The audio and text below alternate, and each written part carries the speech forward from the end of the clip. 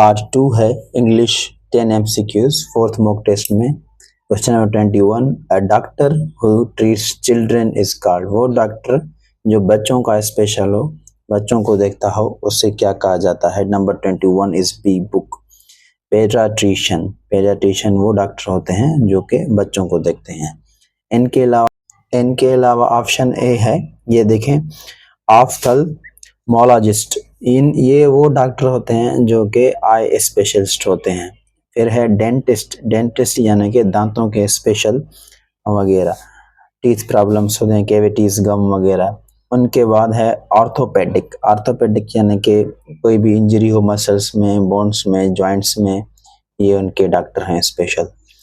Next है synonym of benchmark, benchmark यानी कि मयार, कोई मयारी चीज, इसका सिनोनिम है स्टैंडर्ड। स्टैंडर्ड की मीनिंग भी है कोई भी मयारी चीज। Question number 23, she was sitting near her mother beside, along, across। Now beside यहाँ पे यूज होता है preposition, क्योंकि she was sitting beside her mother, इनकी मीनिंग होती है कि वो अपने माँ के करीब बैठी थी। सो अलॉन्ग जब किसी हम रोड के जो है साइड साइड से चलते हैं, अक्रॉस यानी कि जब हम रोड को क्रॉस करते हैं, बिसाइड यहाँ पे करेक्ट ऑप्शन यूज होगा।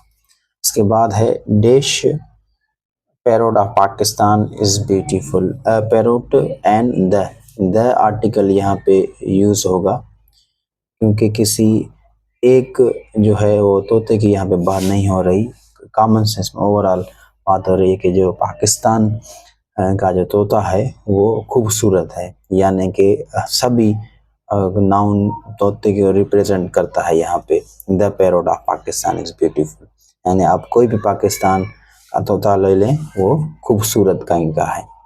एंटोनिम ऑफ ब्रेव, ब्रेव यानी कि बहादुर, सो टिमिड यानी कि डरपोक। फियरलेस यानी कि जिसको कोई खौफ ही ना हो। हीरोइक यानी हीरो से दिया गया है, स्टूपिड बेवकूफ। सो ब्रेव का एंटोनिम है टिमिड यानी डरपोक।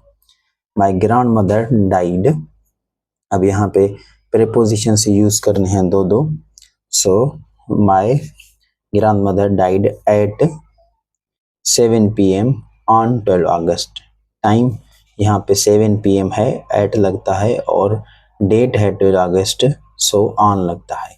अगर यहाँ पे डेट ना हो, सिर्फ ईयर हो, तो इन लगता है ईयर के सामने, लेकिन यहाँ पे डेट है 12 अगस्त, सो ऑन यहाँ पे यूज होगा। सो एट 7 PM ऑन 12 अगस्त, यानी कि सी 26 करेक्ट आंसर है सी। और इसकी मीनिंग है माय ग्रैंड मदर यानी कि वफात पा गई 7 बजे 12 अगस्त 1989 को।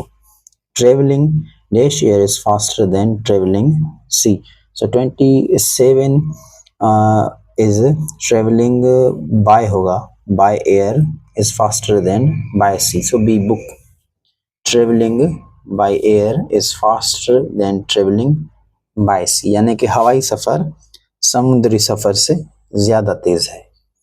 He is walking on the road, क्योंकि ऑन वहां पे यूज होता है जब ऊपर कोई सरफेस हो और सरफेस के सराउंडिंग कुछ मौजूद हो और सरफेस से टच में है, सो उसे हम कहते हैं on. He is walking on the road, यानी वो सड़क पर चल रहा है।